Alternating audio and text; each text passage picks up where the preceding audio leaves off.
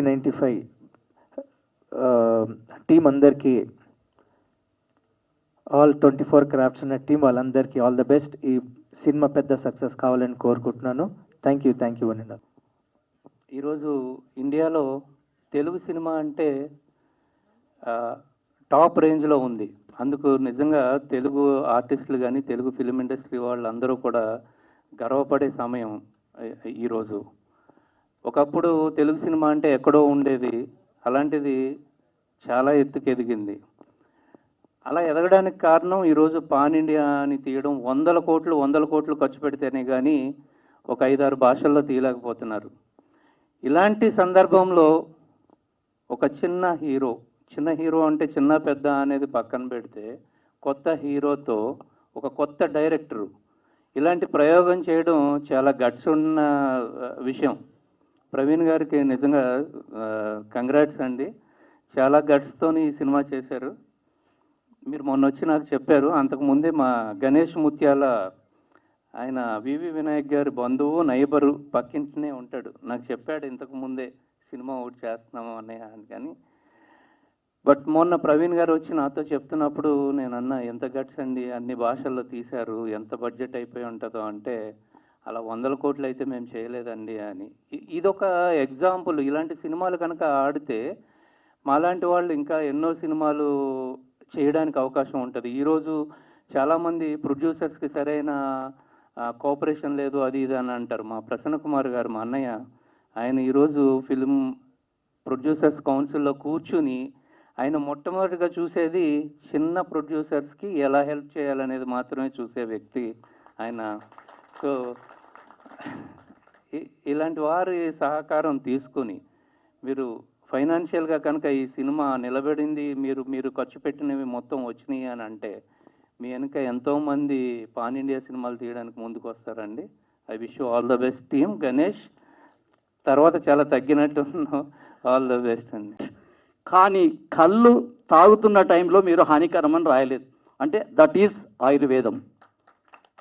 నిజంగా I'm very proud of. ఎందుకంటే మా కళ్ళు ఇది, మేము ఒక గౌడ జాతికి సంబంధించినటువంటి మేము ఒక వ్యక్తిని, మేము దీన్ని గర్వపడుతున్నాం. ఎందుకంటే ఇది హానికరం కాదు, ఇది యొక్క ఆయుర్వేదంగా నిజంగా ఇది ఆయుర్వేదం అని చెప్పుకోవడానికి 360 రోగాలను నయం చేసేటువంటి కళ్ళు. మీరు అందరూ బ్రహ్మాండంగా తాగండి, ఎవ్వరికి నిషేధం లేదు. చిన్న పిల్లల నుంచి పండు ముసలి వరకు దీన్ని తాగొచ్చు. ఇలాంటి సినిమా చూపించినందుకు మీకు నిజంగా మా జాతి రుణపడి ఉంటుంది. మా జాతి ఎల్లవేళ మీకు ప్రోత్సహిస్తుంది. 100% మీకు మేము కూడా కోఆపరేషన్ చేసి మా తెలంగాణ ఉన్నటువంటి గౌడ్లందరినీ ప్రోత్సహించమని చెప్తాం. దీనికి జిల్లాకు మేము చాటి చెప్తాం, మీ సినిమాలను అంటే ఆదరించమని చెప్తాం. ఇంతకుముందు కూడా బాలకృష్ణ గారు కూడా సినిమా తీశారు ఒకసారి, కళ్ళు కాంపౌండ్. ఆ కళ్ళు మీద ఒక పాట సాంగ్ పాడారు, దాన్ని మేమంతా సన్మానం చేసినాం అతనికి. ఎందుకంటే మా జాతి యొక్క దాన్ని ఇంకోటి ఏంటంటే, కళ్ళు అనే దానికంటే కూడా ఇప్పుడు కొత్తగా మేము నీరా కేప్స్ నెలకొల్పినాం. తెలంగాణ గవర్నమెంట్ వచ్చిన తర్వాత నీరా కేప్ను మేము నెక్లెస్ రోడ్లో పెట్టించినాం బ్రహ్మాండంగా, బెంజ్ కారులో.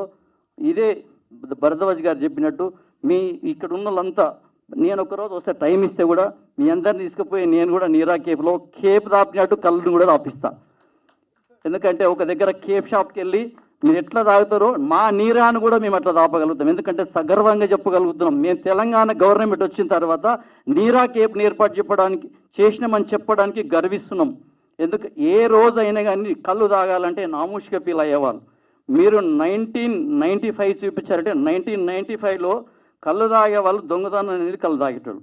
ఇప్పుడు మేమేం చెప్తున్నాం, హైదరాబాద్ నడి బొడ్డు మీద నీరా కేప్ నెలకొల్పినాం. మీరు అందరు పోయి బ్రహ్మాండంగా తాగిరండి. అందరూ ఎక్కడ దొంగతనం లేదు. ఇది అందరు చెప్పి నేను అందరూ మెచ్చుకునే విధంగా మీ అన్నీ. ఇంకోటి నీరా కేపులో అంటే మూలికలు ఉంటాయి, అక్కడ మూలికలు ఉన్నట్టు ఈ ఆయుర్వేదం మీద చేసినందుకు మేము కూడా ధన్యులం. మా జాతి ధన్యం ముందు. ఎందుకంటే దీంట్లో బాగా మీకు ఏంటంటే ఈ యొక్క జాతిని వెలికి తీసి వారి యొక్క వృత్తిని మీరు బాగా చూపించడానికి కోరుకుంటున్నాం. కానీ దాంట్లో మాత్రం ఎలాంటి భంగం కలిగించే విధంగా చూడండి, అదే చూడకండి. దాన్ని మాత్రం మేము కొంత ఇలాంటిది ఉండేమనుంటే కట్ చేసుకోండి. Not only Telangana, overall India Gouds గురించి మాట్లాడుతున్నాను నేను. ఓవరాల్ ఇండియా గురించి మీరు కష్టపడ్డది 3 రాష్ట్రాలలో కష్టపడ్డదని నాకు తెలుసు. మా మిత్రుడు కూడా చెప్పిండు ఆల్రెడీ, మా అన్న. మీరు అందరూ బాగుండాలి, ఈ సినిమా బాగా హిట్ కావాలి. మీరు చాలా ఇంప్రెస్ అయ్యాను. I wish all the team members to have a great success. నాకు సినిమాల గురించి ప్రస్తుతం అంటే ఇదివరకుట్లో అనుభవం ఉండేది కానీ ప్రస్తుతం టచ్ లేదు. బట్ నాకు అందరూ కావాల్సిన వాళ్ళు చాలా కష్టపడి చేశారు. దీని వెనకాల నాకు కష్టం నాకు తెలుసు.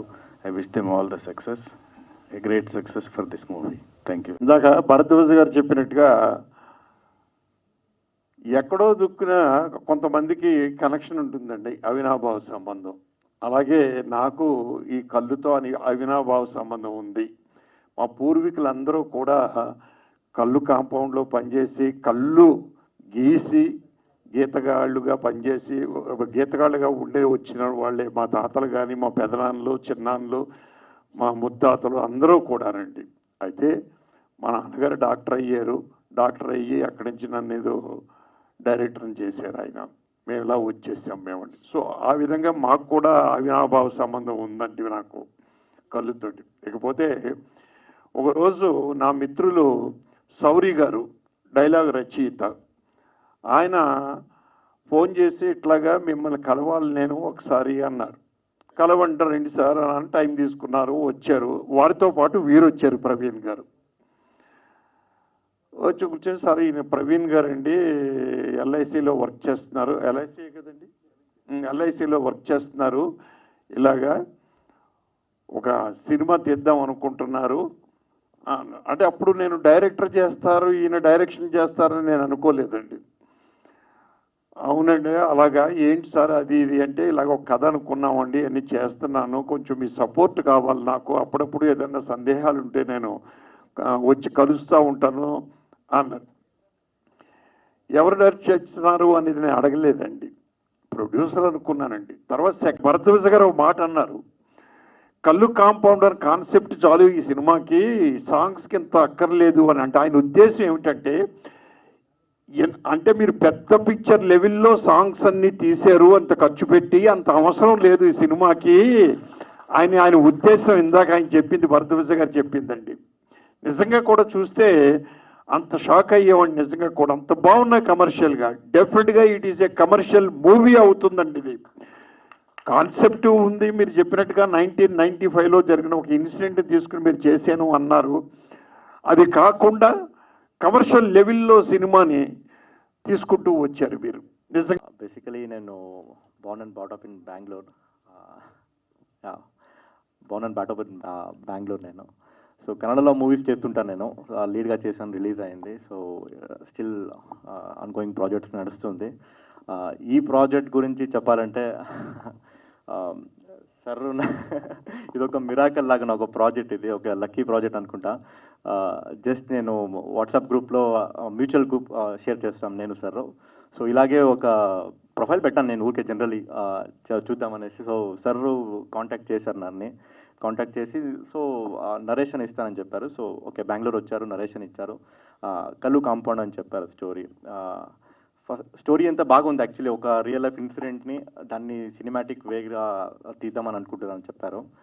ఓకే సార్ 1995 అంటే 1995 జరిగిన ఒక ఇన్సిడెంట్ని సార్ చూసిన ఇన్సిడెంట్ని తీసుకొని దాన్ని సినిమాటిక్గా చేస్తానని చెప్పారు. ఓకే నైస్, నాకు ఇష్టమైంది కదా ఒప్పుకున్నాను. సో అంటే ఇక బ్లైండ్గా నన్ను నమ్మేశారు యాక్చువల్లీ. నన్ను ఏం ఆడిషన్ కూడా తీసుకోలేనని, అదొక కాన్ఫిడెన్స్ పెట్టారు నా మీద, ఒక ట్రస్ట్ చాలా నమ్మారు నన్ను. హోప్ నేను దాన్ని జస్టిఫై చేశాను, నా బెస్ట్ అవుట్పుట్ నేను ఇచ్చాను. అండ్ ద పోర్షన్ ఆల్మోస్ట్ బేటూలోనే మనకి 75 to 80% అక్కడ షూట్ చేసాం టాకీ పోర్షన్. అక్కడ పొలిటికల్ పీపుల్స్ కానీ చాలా సపోర్ట్ చేస్తారు మనకి, లొకేషన్స్ కానీ అక్కడ అంబియన్స్ మన కథకి ఏం యాప్ట్ అయ్యవచ్చు ఆ లొకేషన్స్ కానీ అక్కడ పర్ఫెక్ట్గా ఉండింది బేతుల్ లొకేషన్స్లో. అక్కడ పొలిటికల్ పైపు వాళ్ళ ఎవరు యుకి శుక్లా సార్ అందరూ బాగా సపోర్ట్ చేశారు. అండ్ మన డైరెక్షన్ డిపార్ట్మెంట్ గురించి చెప్పాలంటే అందరూ మల్టీ టాస్కింగ్ ఇక్కడ డెడికేటెడ్గా పనిచేశారు, ప్యాషనెట్గా. యాక్చువల్గా పటేల్ పట్వారి తెలంగాణ, ఆంధ్రప్రదేశ్లో మున్సబ్ కరణం వ్యవస్థ ఉండేది. ఆ రోజుల్లో పటేల్ పట్వారి మున్సబ్ కరణం అంటే కేవలం అగ్రవర్ణాల చేతుల్లో తప్పితే బలహీన వర్గాలు కానీ ఎస్సీ ఎస్టీలు కానీ ఎవరి చేతిలో అధికారం లేకుండా వాళ్ళ చేతిలో అధికారం ఉండే పరిస్థితి ఉన్నప్పుడు ఆ పటేల్ పట్వారీ మున్సబకరణం వ్యవస్థని రద్దు చేసింది ది గ్రేట్ ఎన్టీ రామారావు. ఆయన సొంత మేనమామ బావమరిది కూడా మున్సబుగా జీవితకాలం వాళ్ళ వంశపారంపర్యంగా ఉండే పరిస్థితిలో ఉన్నా కూడా సొంత కుటుంబం కోసం కాదు ప్రజల కోసం చెయ్యాలి అని చెప్పి ఆయన రద్దు చేశారు. రద్దు చేసిన రోజున ఆయన చంపేస్తామని చెప్పి థ్రెట్ వచ్చినా కూడా చావటానికైనా రెడీ. నాకు బడుగు బలహీన వర్గాలు ఎస్సీ ఎస్టీ బీసీలు మైనారిటీలు వాళ్ళు రాజ్యాధికారానికి రావాలి, వాళ్ళు వచ్చినప్పుడే రాజ్యం పర్ఫెక్ట్గా ఉంటుందని ఒక చిన్న స్థాయి జడ్పీటీసీ నుంచి తీసుకుని దేవేంద్ర గౌడ్ గారిని హోమ్ మినిస్టర్ని చేశాడు ఆయన. సో అలాగే ఒక్క సెంటు నేల కూడా హైదరాబాదులో ఆయన ప్రభుత్వం నుంచి తీసుకోకుండా ఆయన సొంతంగా కొనుక్కుని సొంతంగా స్టూడియో పెట్టి సొంతంగా సినిమా చేస్తూ ఇక్కడ ఉండే వాళ్ళందరికీ కూడా ఎంప్లాయ్మెంటు. ఒక ఫైట్ సీక్వెన్స్ కావాల్సి వస్తే సంగారెడ్డి కల్లు కాంపౌండ్ ప్రభు గౌడ్ ఆయన మాస్టర్ని పిలవండి అని చెప్పేవాడు. అలాగే అక్కడ కళ్ళు తాగే వాళ్ళందరినీ ఫైటర్స్గా రమ్మనమని చెప్పేవారు. అలా ప్రభు గౌడ్ గారిని ఫైట్ మాస్టర్గా, అక్కడ కళ్ళు తాగే వాళ్ళని ఫైటర్స్గా, అలాగే ముక్కురాజు గారు డాన్సర్స్గా అట్లా చూసుకుంటా ఇక్కడ తెలంగాణలో ఉన్న మ్యాక్సిమం ఎంప్లాయ్మెంటు సినిమా ఫీల్డ్కి ఇచ్చేసింది ది గ్రేట్ ఎన్టీ రామారావు. అలాగే ఆ తర్వాత ప్రభు గౌడ్ గారి తమ్ముడిని శ్రీనివాస్ గౌడ్ గారిని మెదక్ జడ్పీ చైర్మన్ చేశారు ఆయన. సో అట్టా ఎన్టీ రామారావు తీసుకురాబడిన వ్యవస్థ నుంచినే ఇవాళ ఇంతమంది పదవుల్లోకి వచ్చి ఇంతమంది ముందుకెళ్ళే పరిస్థితిలో అలా జరిగింది. సో కళ్ళు కాంపౌండ్ అనేది అంత ఫేమస్. ఇప్పుడు మనకు తమ్మారెడ్డి భరద్వాజ్ గారు చెప్పారు మా కళ్ళు కాంపౌండ్ అని చెప్పి, మా చిట్టిబాబు గారు చెప్పారు అక్కడ కళ్ళు కాంపౌండ్ అని, రాజబాబు గారు చెప్పారు. చివరికి రాజబాబు గారు ఎంతో గొప్ప నటులయ్యి ఎంతో రేంజ్కి వెళ్ళిపోయినా కూడా చివరికి ఆయన శివైక్యం చెందింది ఇక్కడ నాగార్జున నగర్ కళ్ళు కాంపౌండ్ పక్కనే ఆయన శివైక్యం చెందటం జరిగింది. హైదరాబాద్లోనే ఆయన శివైక్యం చెందటం జరిగింది. సో అలా కళ్ళు కాంపౌండ్ ప్రతి ఒక్కరికి కామన్ ఫ్యాక్టర్. ప్రతి పల్లెటూరు నుంచి ఎక్కడ దాకా చూసుకున్నా కూడా కళ్ళు కాంపౌండ్ అనేది చాలా ఫేమస్. ఈవెన్ మనకి సుమన్ తల్వార్ గారు ఆయన కూడా గౌడ్లోకి వస్తారు. అలాగే మన కన్నడ రాజ్ కుమార్ గారు వాళ్ళ ఫ్యామిలీ కూడా ఈడిగా అంటే దాదాపు వాళ్ళు కూడా గౌడ్లోకే వస్తారు. సో అట్టా గౌడ్ కమ్యూనిటీ పరంగా చూసుకుంటే కళ్ళు కాంపౌండ్ ఒక్క గౌడ్ కమ్యూనిటీ అని కాదు అన్ని కమ్యూనిటీస్కి కూడా లింకుల్లో ఉంటుంది. ఇప్పుడు నాకు రైట్ రామారావు గారి ద్వారా పరిచయం. మ్యూజిక్ చాలామంది చాలా షార్ట్ ఫిల్మ్ చేస్తున్నాను కాబట్టి ఆయన చెప్పింది ఒకటే మాట్లాడిన ఏమంటే ప్రవీణ్ గారు మీకు నచ్చే వరకు చేస్తా, మీకు నచ్చే వరకు ఎన్ని చూడలైనా కానీ చేస్తున్నాను. అలాగే మాట నిలుపుకున్నారు. ఈరోజు ఇంతమంది సాంగ్స్ బాగున్నాయని చెప్పడానికి కారణం శ్రీనివాస్ గారు చాలా కష్టపడ్డారు. Thank you very much sir. ఒక్క 2 నిమిషాలు మాట. నేను ఒక 2 ట్యూన్లు ఇచ్చాను. ఇచ్చిన తర్వాత ఆయన అన్నారు లేదు ఇలా కాదు అన్నారు. సరే రండి ఇంటికి రండి అన్నాను. వచ్చారు. ఆయనకి ఏం కావాలన్నది నాకు అర్థమైపోయింది. దాని తర్వాత ఆయన తగినట్టు ఆయనకి ఏం కావాలో అనేది చేసి ఇచ్చేసాను నేను. దాని తర్వాత ఒకటే అన్నారు ఎలా క్వాలిటీ వస్తుంది అని అడిగారు. మీరు క్వాలిటీ గురించి మీరు భయపడకండి, నన్ను నమ్మండి అన్న. అదేలాగా నేను అలా చేసి ఇచ్చాను. 1995 అనే సినిమా నేను చూసినప్పుడు ఇన్స్పైర్ అయినటువంటి ఒక విషయం ఏంటంటే పెద్దలందరూ చెప్పారు బార్లో కూర్చున్నప్పుడు కానీ కళ్ళు కమ్మలో కూర్చున్నప్పుడు చాలా చాలా విషయాలు చాలా చాలా జీవితాలు చాలా చాలా బాధలు కష్టాలు సుఖాలు దొంగలు దోపిడీదారులు ఏమేమి మాట్లాడుకుంటారు అన్నీ వింటూ ఉంటాం సార్. అదే జీవితం. అక్కడే ఇదయిన తర్వాత ఒక 4 స్టోరీస్ 4 కథలను కలిపి సినిమా చేద్దామని చెప్పి అనుకున్నాను సార్. ఆ తర్వాత మళ్ళీ ఆలోచించిన తర్వాత లేదు డిఫరెంట్గా చేయాలి, ఒక చిన్న మెసేజ్ ఇవ్వాలి అనే ఉద్దేశంతో ఈ సినిమా చేయడం జరిగింది. ఇది నేను ఏదో గొప్ప సినిమా చేశాను, ఒక వండర్ చేశాను, ఎవరు చూపించినటువంటి క్యారెక్టర్లు చూపించాను అని మాత్రం నేను ఎప్పుడు ఫీల్ కావట్లేదు సార్.